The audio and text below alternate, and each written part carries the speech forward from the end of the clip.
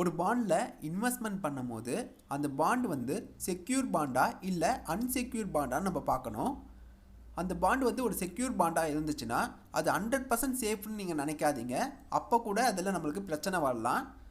பொதுவாக நமக்கு செக்யூர் பாண்டை பொறுத்த வரைக்கும் நமக்கு ஒரு 40% 60% வரைக்கும் நம்ம பணம் வந்து ரிக்கவரி ஆகிறதுக்கு சான்ஸ் இருக்குது.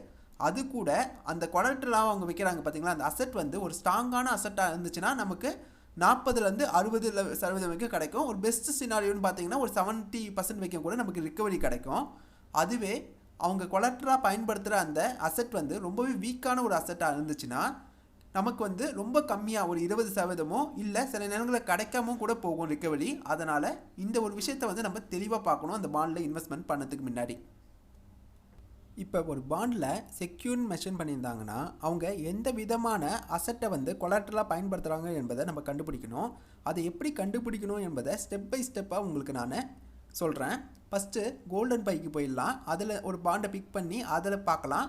அதுக்கப்புறம் இந்தியா பாண்ட்லேயும் வந்து ஒரு பாண்டை பிக் பண்ணி அதுலேயும் எப்படி நம்ம பார்க்கணுன்னு சொல்கிறேன். இப்போ கோல்டன் பைக்குள்ளே போயிடுறேன்.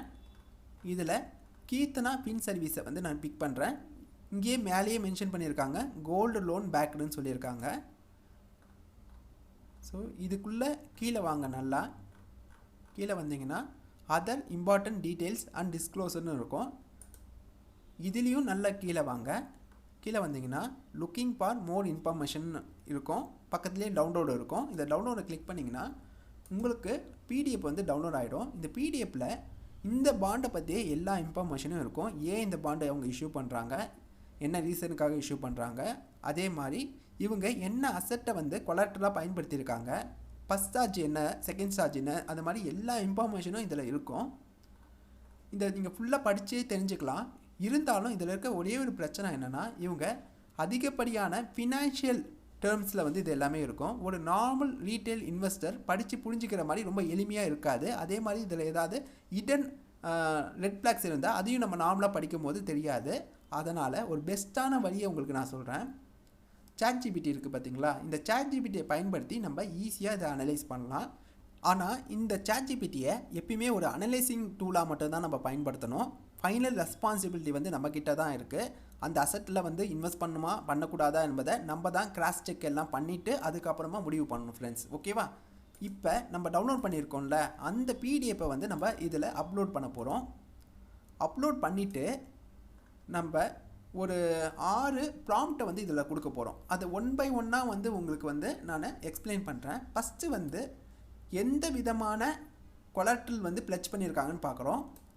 அதோட பேஜ் நம்பர் எந்த பேஜில் வந்து இதை மென்ஷன் பண்ணியிருக்காங்கன்னு பார்க்குறோம். ஏன்னா சில நேரங்களில் ChatGPT வந்து தவறான இன்ஃபர்மேஷனை வந்து கொடுத்துரும். அதனால் கிராஸ் செக் பண்ணது எப்பயுமே கரெக்டாக இருக்கும். ஓகேவா? அதுக்காக அந்த பேஜ் நம்பரை மென்ஷன் பண்ணுறோம். ரெண்டாவது என்னென்னா இந்த கிளாஸிஃபை பண்ண சொல்கிறோம். அந்த அசெட் வந்து ஒரு ஸ்ட்ராங்கான அசெட்டாக ஒரு வீக்கான அசெட்டாக என்பதை கிளாஸிஃபை பண்ண சொல்கிறோம். அப்புறம் மூணாவதாக நம்ம கொடுக்குற அந்த ப்ராம்ப்ட் வந்து என்னென்னா இதை வந்து ஒரு எளிமையான விதத்தில் நம்மக்கிட்ட சொல்கிறோம். ஏன்னா இதில் வந்து ஃபினான்ஷியல் டேர்ம்ஸ் நிறைய சொல்லிச்சுன்னா அது திருப்பி நம்மளுக்கு வந்து கன்ஃபியூஷனை கொடுக்கும். அதனால் ரீட்டைல் இன்வெஸ்டர்ஸ் புரிஞ்சுக்கிற மாதிரி ஒரு சிம்பிளான வேர்டிங்கில் கொடுக்க சொல்கிறோம். அதுக்கப்புறம் இதில் இந்த அசெட் இருக்குது பார்த்தீங்களா, இதில் ஏதாவது ரிஸ்க்கு லிமிட்டேஷன்ஸ் இருக்கா என்பதை பார்க்குறோம். 5th பாயிண்ட் வந்து ஒருவேளை இந்த கம்பெனி திவாலாச்சுன்னா அந்த நேரத்தில் இந்த அசெட்டை வந்து பயன்படுத்தி நம்ம பணத்தை வந்து ரிக்கவரி எடுக்க முடியுமா என்பதை பார்க்க போகிறோம். 6வது ரொம்ப முக்கியமானது, ஏதாவது ரெட் பேக் இருக்கா, ஏதாவது இடனா ஃபினான்ஷியல் டேர்ம்ஸில் அவங்க கொடுத்து வச்சுருக்காங்களா என்பதை நம்ம பார்க்க போகிறோம். இந்த 6 ப்ராம்ப்டையுமே வந்து நீங்கள் என்ன பண்ணணும்னா காப்பி பண்ணி அங்கே கொடுக்கணும். ஓகேவா? இந்த ப்ராம்ப்டை வந்து நான் என்னுடைய டிஸ்கிரிப்ஷன்லேயும் நான் மென்ஷன் பண்ணுறேன். ஸோ உங்களுக்கு ஈஸியாக இருக்கும்.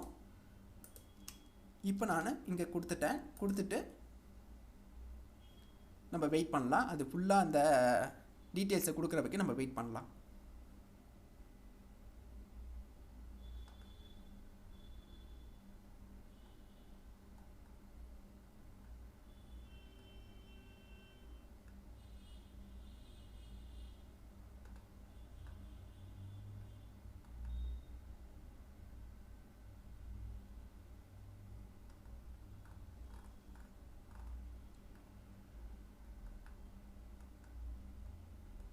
ஸோ எல்லா டீட்டெயிலுமே இப்போ நமக்கு ChatGPT வந்து கொடுத்துருச்சு. இப்போ ஒன் பை ஒன்னாக நம்ம பார்க்கலாம். ரொம்ப டீட்டெயிலாக நம்ம பார்க்க மாட்டோம், பட் இது எல்லாத்தையும் சிம்பிளாக நம்ம சொல்கிறேன்.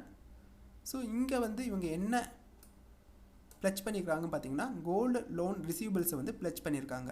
ஸோ இவங்க கோல்டை வந்து ப்ளெச் பண்ணல, கோல்டோடைய ரிசீவபிள்ஸை தான் ப்ளெச் பண்ணியிருக்காங்க. இந்த இடத்துல நிறைய பேர் கொஞ்சம் கன்ஃபியூஷன் ஆகிடுவாங்க. என்னென்னா இப்போ கோல்டு லோன் ரிசீவபிள்ஸை இவங்க ப்ளெச் பண்ணுறாங்கன்னா இவங்க அந்த கோல்டு மேலே டைரெக்டாக அத்தாரிட்டி எடுக்க முடியாது. எப்படின்னு நான் உங்களுக்கு சொல்கிறேன், சிம்பிளாக சொல்லிடுறேன்.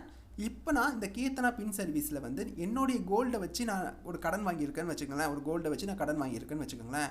நான் இஎம்ஐ கட்டிகிட்டு இருக்கேன் பார்த்தீங்களா, அந்த இஎம்ஐக்கு மட்டும்தான் இவங்க வந்து ப்ளெச் பண்ணுறாங்க. அந்த இஎம்ஐ அமௌண்ட்டு, அந்த வரப்போகிற அமௌண்ட்டை மட்டும் தான் இவங்க ப்ளெச் பண்ணுறாங்களே தவிர அந்த கோல்டை இவங்களால் ப்ளெச் பண்ண முடியாது. ஏன்னா நான் ப்ராப்பராக இவங்களுக்கு இஎம்ஐ பே பண்ணிகிட்டு இருக்கும் போது அந்த கோல்டு வந்து என்னுடைய ஓனர்ஷிப்பில் தான் இருக்கும். அந்த இஎம்ஐ அமௌண்ட்டு பற்றி இருக்குது பார்த்தீங்களா, அந்த இஎம்ஐ அமௌண்ட்டுக்கு மட்டும்தான் அவங்களுக்கான அமௌண்ட்டு. ஸோ இது ஒரு விஷயம், இது வந்து நீங்கள் கவனமாக புரிஞ்சுக்கணும். ஸோ ஒரு வேளை இந்த கம்பெனி வந்து திவாலாச்சுன்னா என்கிட்ட வர அந்த இஎம்ஐ அமௌண்ட்டு தான் பாண்டு ஹோல்டர்ஸுக்கு வந்து போகும். நேரடியாக அவங்க அந்த கோல்டை வந்து எடுத்து ரிக்கவரி பண்ணி கொடுக்க முடியாது.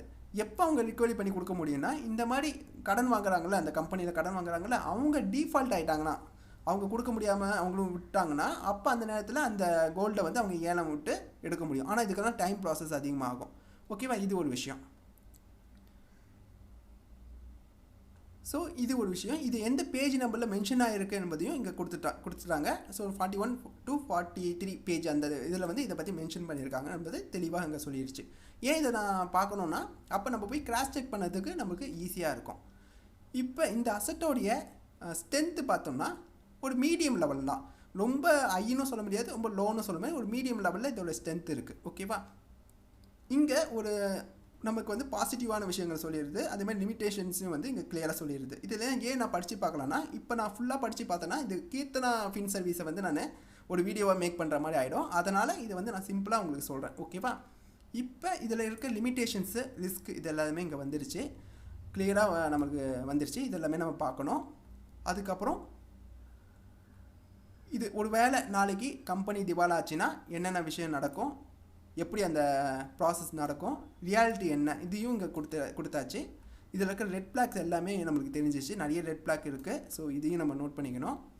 ஃபைனல் லைன் நம்மளுக்கு என்ன சொல்லுது, ஃபைனலாக ரீட்டெயிலருக்கு என்ன சொல்கிறாங்கன்னு பார்த்தீங்கன்னா, this bond is secure bus charge gold linked indirectly, இங்கே அதுவும் மென்ஷன் பண்ணிட்டாங்க.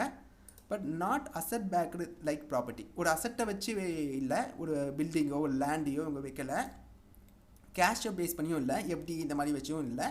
ஸோ இது வந்து ஓரளவுக்கு மீடியம் லெவல் தான். ஓகேவா, இது நம்மளுக்கு புரிஞ்சிருச்சா? இப்போ நல்லா புரிஞ்சுக்கோங்க. இப்போ நான் உங்களுக்கு சொன்னது வந்து ஒரு ChatGPT வச்சு சொன்னது வந்து ஒரு ஃபினான்ஷியல் அட்வைஸ் கிடையாது. ஓகேவா, பட் இந்த மாதிரி ஒரு விஷயங்களை வந்து கொடுத்துரும். அது கொடுத்த பிறகு நம்ம தான் கிராஸ் செக் பண்ணணும். ஏன்னா கிராஸ் செக் பண்ணாமல் நம்ம எந்த ஒரு டிசிஷனுமே எடுக்கக்கூடாது, ஒரு ChatGPT சொல்லதை வச்சு மட்டுமே எடுக்கக்கூடாது. அதனால தான் இந்த விஷயத்தை வந்து நான் திருப்பியும் ஒரு வாட்டி ரிப்பீட் பண்ணுறேன்.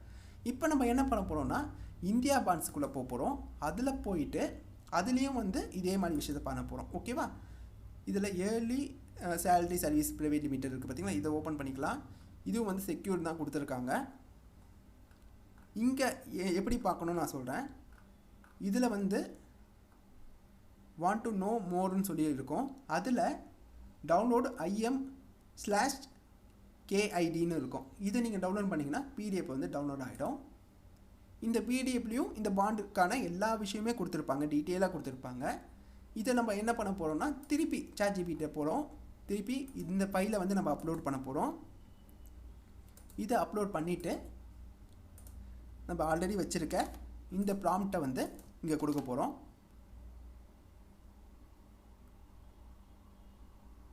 இப்போ நம்ம கொடுத்தோம்னா திருப்பி அதை ரீட் பண்ணிவிட்டு ஒவ்வொரு டீட்டெயிலாக நம்மளுக்கு கொடுக்கும். ஓகேவா, சிம்பிள். முன்னாடி நம்ம பார்த்தா அதே மாதிரி தான் இதுவும் கொடுக்க போகுது.